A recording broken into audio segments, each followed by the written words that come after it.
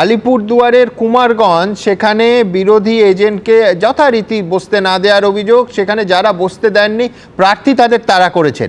আমি প্রথমে ছবিটা দেখব, তারপর আমার আরেক সহকর্মী সুদীপ চক্রবর্তীর সঙ্গে কথা বলবো। ছবিটা দেখব। প্রার্থী নিজেই দৌড়চ্ছেন, যাদের বিরুদ্ধে অভিযোগ তাদের দিকে।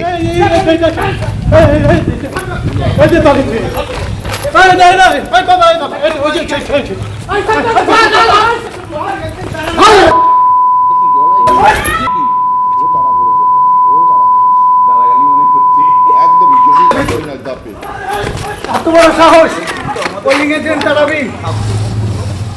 এত বড় সাহস, পোলিং এজেন্ট তাড়াই দিবে? এত বড় সাহস, পোলিং এজেন্টকে ঢুকতে দেয়নি, তাড়াচ্ছে? এত বড় সাহস! কি মনে করেছে শুধুমাত্র তৃণমূলে পোলিং এজেন্ট আছে? এত বড় সাহস! আরে পোলিং এজেন্ট দিতে দিবে না কেন?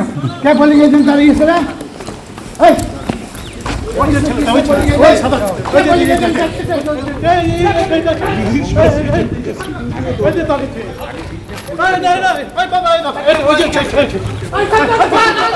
আপনারা দেখছেন দক্ষিণ দিনাজপুরের কুমারগঞ্জের ছবি। আমার সহকর্মী সুদীপ চক্রবর্তীর কাছ থেকে শুনে নেব ঠিক কি হয়েছে। দক্ষিণ দিনাজপুরের কুমারগঞ্জের এই ছবি সুদীপ আমরা দেখতে পাচ্ছি। প্রার্থী, বিজেপি প্রার্থী, গলার উত্তরীয় থেকে বুঝতে পারছি তিনি দৌড়চ্ছেন, যাদের বিরুদ্ধে অভিযোগ তাদের দিকে ধেয়ে যাচ্ছেন, সঙ্গে পুলিশ। কি হয়েছে? তোমাকে বলি, কুমারগঞ্জ বিধানসভা, দক্ষিণ দিনাজপুর এই বিধানসভা কিন্তু সকাল থেকে একটা অভিযোগ আসছিল যে বিজেপি যারা পোলিং এজেন্ট রয়েছে তাদেরকে কিন্তু বাধা দান করা হচ্ছে, এমন একটা অভিযোগ করছে। সেই সময় কিন্তু খবর পেয়ে বিজেপি প্রার্থী শুভেন্দু সরকার তিনি ওই দক্ষিণ দিনাজপুরের কুমারগঞ্জের পানেরি হাই স্কুলের 24 নম্বর বুথে পৌঁছেন।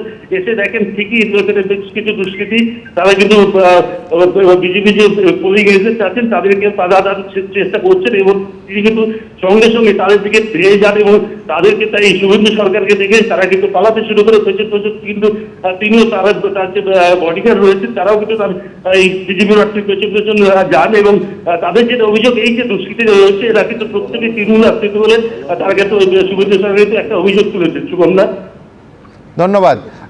আমি সরাসরি চলে যাব কোচবিহারের তুফানগঞ্জে, যেখানে আমার সহকর্মীর কাছ থেকে জেনে নেব যে ছবিটা আমরা দেখলাম যে যারা গ্রামের মধ্যে ব্লক করছিল দুধারে চেয়ার নিয়ে, যেখানে সেন্ট্রাল ফোর্সকে মাঠে দৌড়তে হলো, সেইখানকার ছবিটা এবং আপডেট জেনে নেব। সকালে বিভিন্নভাবে অভিযোগ আসছিল বিভিন্ন দিক থেকে যে তুফানগঞ্জের বারোকোদালি 2 গ্রাম পঞ্চায়েতের 237 এবং 238 নম্বর বুথে সেখানে তৃণমূল কংগ্রেসের পক্ষ থেকে রাস্তা বন্ধ করে সেখানে চেয়ার টেবিল পেতে সেখানদের ভোটারদের ভয় দেখানো হচ্ছিল, ভোটারদের বাধা দেওয়া হচ্ছিল ভোট কেন্দ্রে যেতে। এই অভিযোগ পাওয়ার পরে কিন্তু পুলিশ এবং কেন্দ্রীয় বাহিনী সক্রিয় হয় এবং তারা সেখান থেকে তাদেরকে সরিয়ে দেয় এবং দেখা যায় যে লাঠি উঁচিয়ে রীতিমতো পুলিশকে সেখান থেকে তাড়া করতে তৃণমূল কংগ্রেস কর্মীদের। এবং এই ঘটনায় কিন্তু যেটা জানা যাচ্ছে এখনো পর্যন্ত একজনকে আটকও করেছে পুলিশ।